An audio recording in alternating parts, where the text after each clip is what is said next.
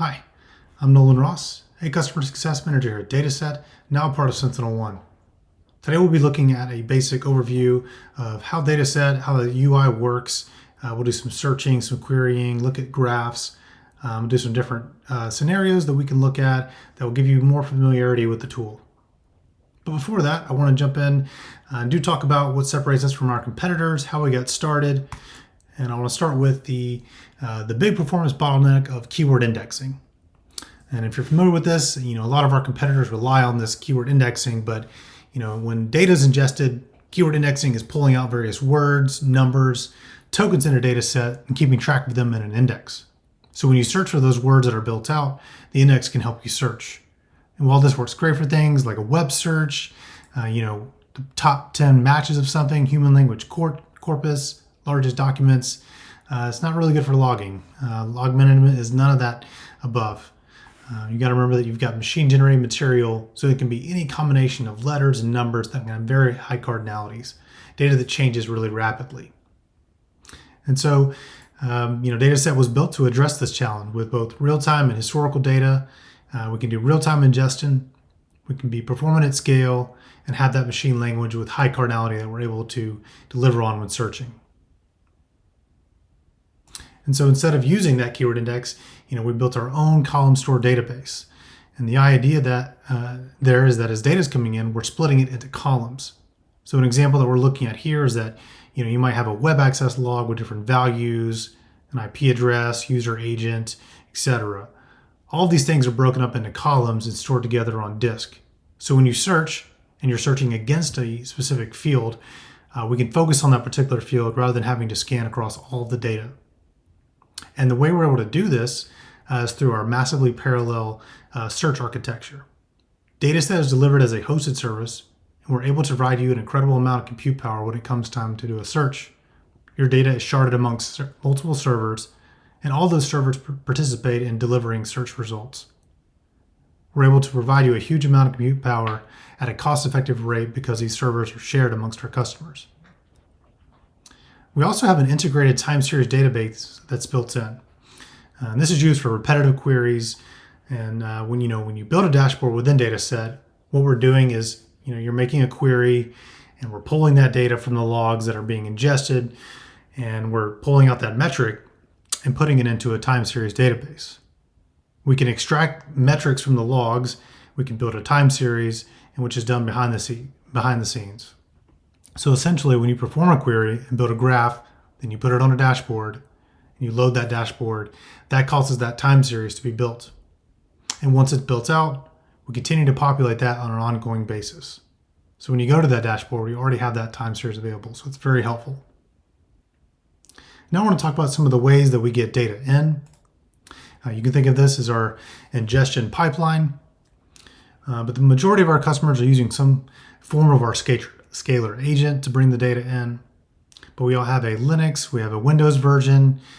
These are Python scripts that you can install and configure to point to specific files, which we essentially tail.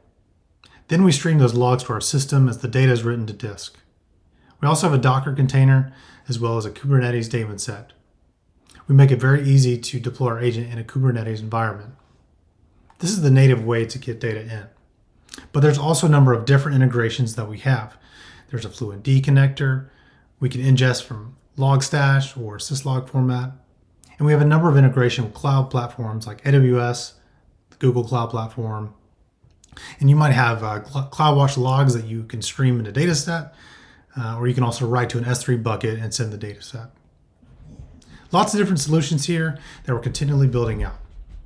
And lastly, we do have an API, so you can write data directly to us via the API.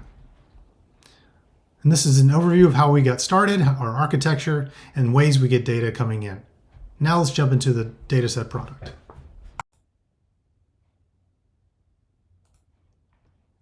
So this is one way to come in through the tool here. This is the log overview page. This is a demo account that I'm using. I've got some app servers here, some image servers, web servers, etc. A few different ways I can click on these names here, and this will take me exactly to that server. If I go back and I just want to look at the different log lines, I can click that. I've got some options here. So I can click that and I've got this log line. I could also just do a search and then new search as well, and that will take me to the search page. So if you'll see over here, you've got your source or your server host. And so I want to look at my web server. So actually, I can do the wildcard and just type in web. So that's going to apply to all the different web servers here with this Nginx access log. Beneath that is these fields here, what we call facets. And so as we ingest the data, you'll notice that we parse the data into separate columns. We have built-in parsers that can do this, or you can choose to do a custom parser. And so what we see on the left are the different fields that were found, extracted from these particular log lines. If I click on a facet here, let's say status, I can see the different values that are available to me. Got some 200, 500, 404s, as well as a graph that I can that shows me their relative frequency. Clicking on a value allows me to narrow down to whichever one. So if I'm going to click this one here, it's going to append that to the search bar. And so I can also, from there, I can continue to narrow down. So I can click on IP address and maybe narrow down by a specific IP address. And it gets appended to that query. Maybe I clicked that by mistake. I can easily just go back and it'll take away that last one. If I click on a single log line, I've got a few more options that appear. I can inspect the fields and I can see details about this particular log line. And so what I'm seeing at the top here is the log line that was ingested. And below, I've got log lines that were parsed. And so as we ingested the logs, it broke this into parsed bytes. We've got method, a timestamp, and a status. And beneath this, we've got server fields. These are more global fields that were attached by the agent. And so these logs will come in on a given stream and they'll tell you things like, what is the account name, the server host name, what is the server IP, that sort of thing. So again, these are server fields, which are global log lines by the agent. Whereas above it, these are unique and specific to this log field. I also have the ability to continue to narrow down. So if you'd like to look at logs with this particular IP address,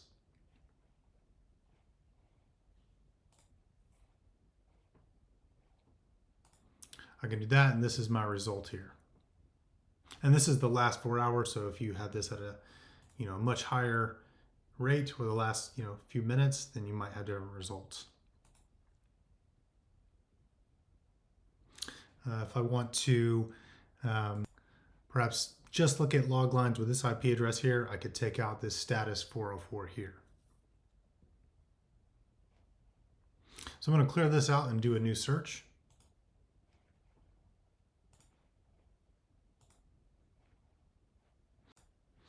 One thing of note that if you highlight some text here, you've got some options, and so you could do a new search with this particular log line here. You can add this, and this will append to the actual search there. You could also exclude it if you wanted to. So I'm going to go back now, and I'm just going to clear this search out. And I'm going to continue to look at my Nginx access logs here with my web servers. And I want to show you how easy it is to move back and forth between searching graphs. And so if I click on this expand graph here, it'll take me to a new view. And what I'm looking at here, this is it's matching, graph of matching events per second. And you can see that the number of events per second are steadily growing over time. And what's nice is you can easily just hop back into the logs right here. If I look at my facets over here, I have some options to move into a graph as well. I can look at the server host. So if you notice, there's 8 different server hosts here, and that are represented by this data set. And so I can graph the number of searches here,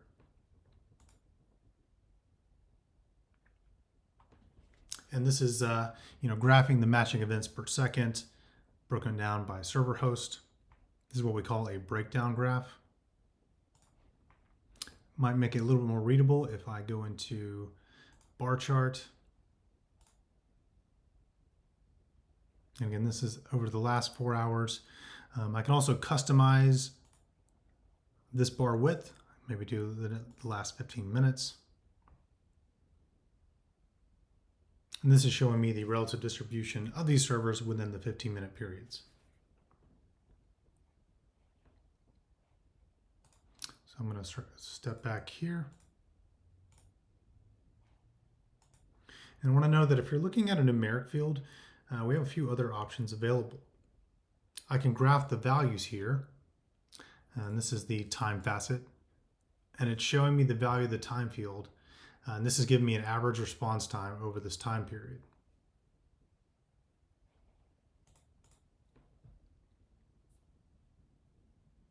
But I also have some other functions available to me, such as the maximum, or the sum per second. I can look at my 95th percentile. I can look at the 99th, for example. And it gives me a clearer picture, what the outliers are when I graph this. Hopefully it proves meaningful data, to me if I was looking for this here. I'm going to go back to my logs again.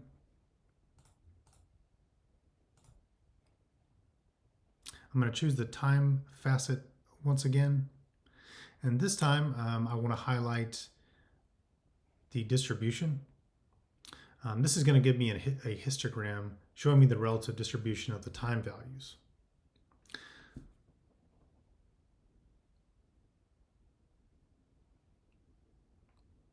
So this was some quick insight on how to easily navigate between search and graphs and some of the different visualizations that I have at my disposal.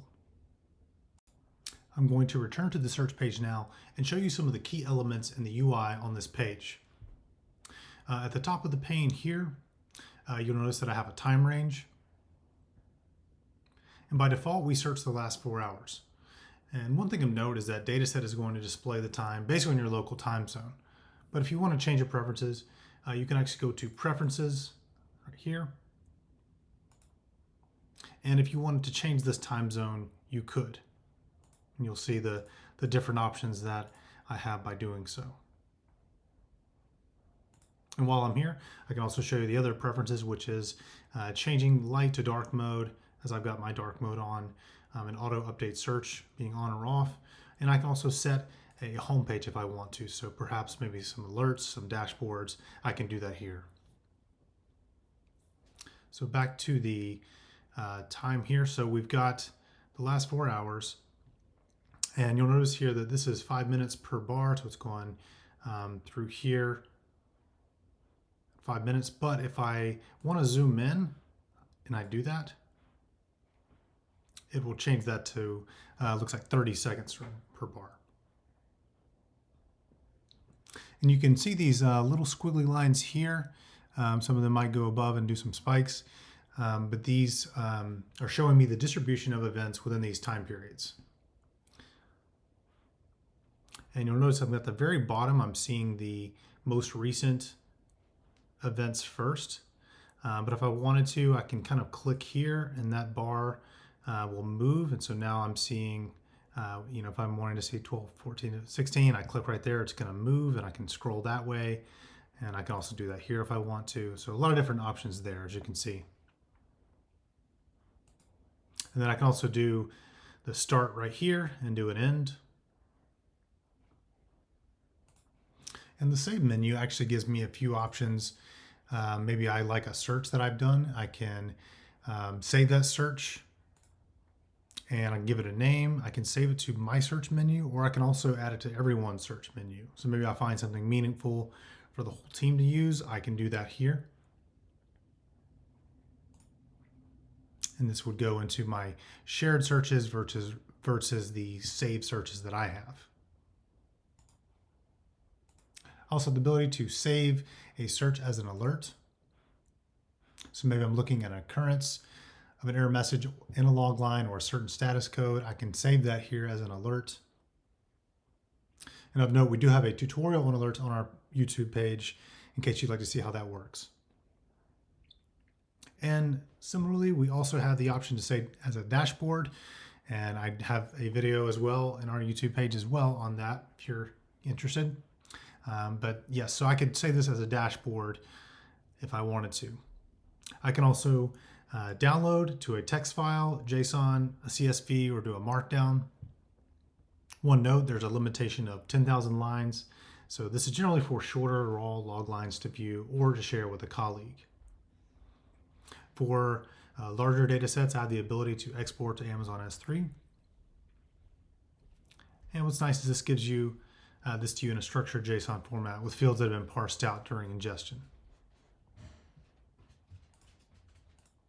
The share menu is also useful for copying a link.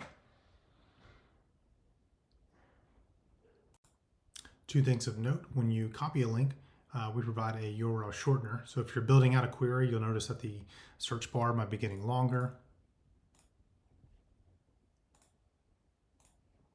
Going to keep growing here.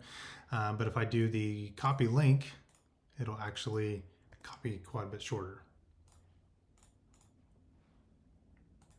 The other thing that I get from copying that link will convert the time. So if I find a time frame that I want to share with a colleague, I can copy that link, and that time now is absolute. The idea there is that if you're going to share a search with somebody, you want them to see the exact time that you were looking at. And it's not dependent on when they open the URL, as it will preserve that time that it was originally copied. So it goes from relative to absolute time, which can be very helpful. I also have the ability to live tail, which is similar to tailing a log on a server. And what's nice is that you can aggregate this on a number of servers that, if you have web servers and an access log, you can do that here. And as you see, there are all these log lines streaming in. Some customers will use this feature when they release a deployment so they can live tail the logs and watch, see how that deployment is performing, look for any errors that they're seeing, etc. So I can go ahead and close this out now. And the next thing I want to do is point out some of the display options. This is very helpful as you might want to choose how you want to visualize your data within the search screen. Right now we've got a single line row. We also have wrapping rows. We have a table. You can actually do this part from here as well.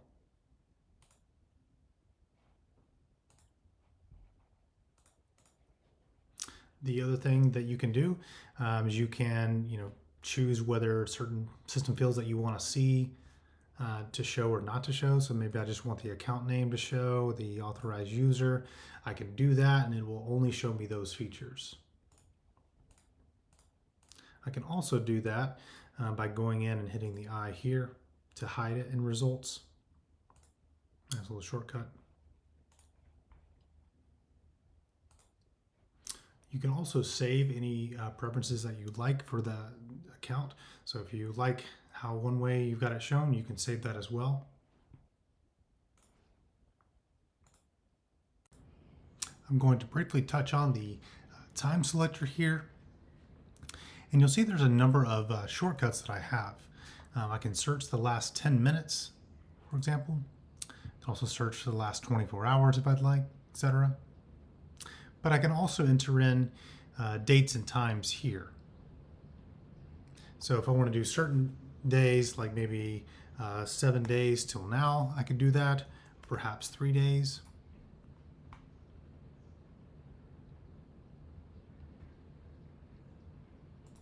I could also, do 3 days there and then, just do 1 day. So 3 days go to 1 day.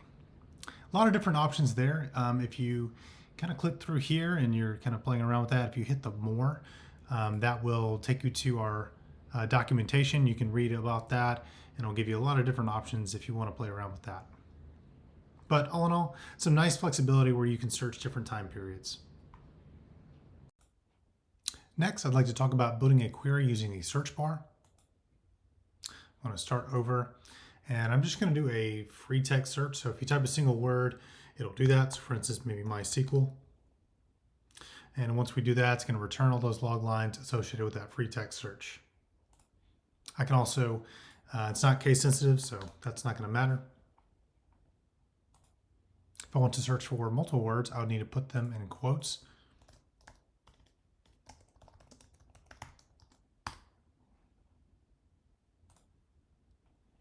And similarly, if I have any punctuation, I'll need to put those in as well. So for instance, user equals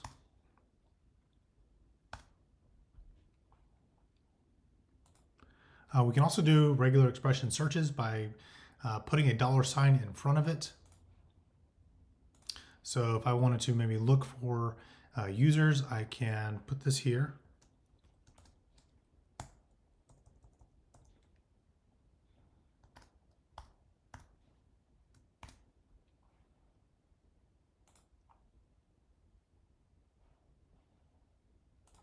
And that's looking for any user followed by a digit and a comma. And this is what it returned in results. I'm going to clear this search out here, and I'm going to do a search against a specific field. So perhaps I want to do page equals photo.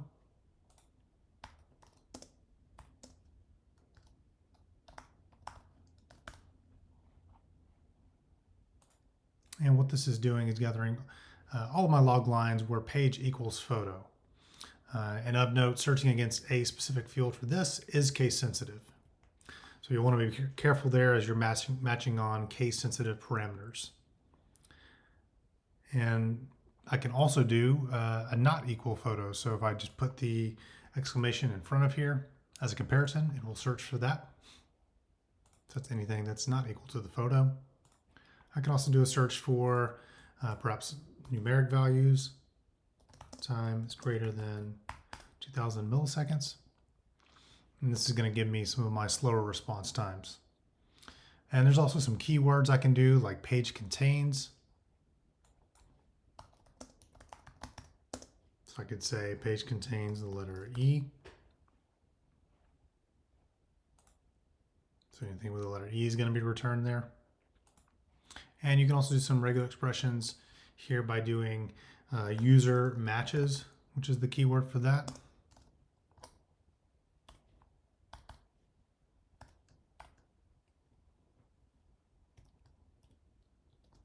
Oops. So that's a user with a number of digits, some number of digits followed by a 1 and the end of a string. So this will match all of my users that have those digits and end in 1. And of note, you'll want to double escape this when you're doing the matches with regular expressions. One more thing I'd like to touch on while doing searches is around Boolean logic. As you've noticed, we've been searching with the search bar, and we also been appending additional things once we do a search.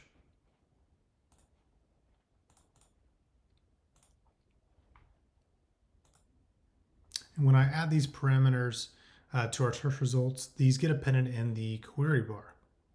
So if you think about it, you're putting together these statements like this is the same as if we were putting, and.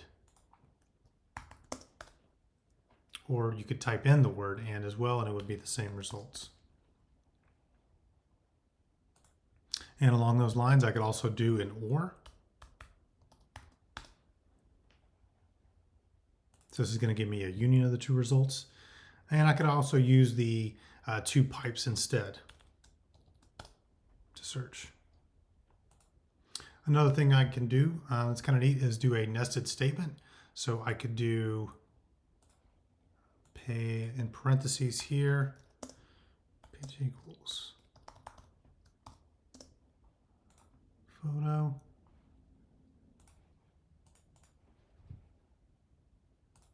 So in this example, I've got user matches this syntax here, and the page is either a photo or a home with a pipe. You could also type in that or there.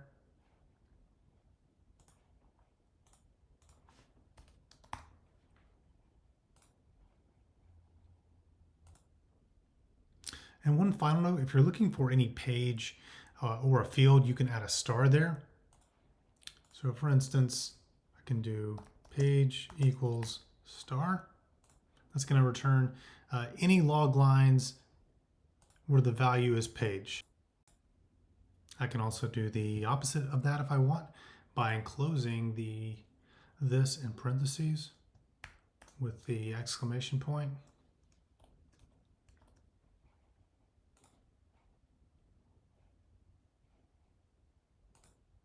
And this is going to give me the result of no value for page. And with that, that will conclude our video of how the DataSet UI works.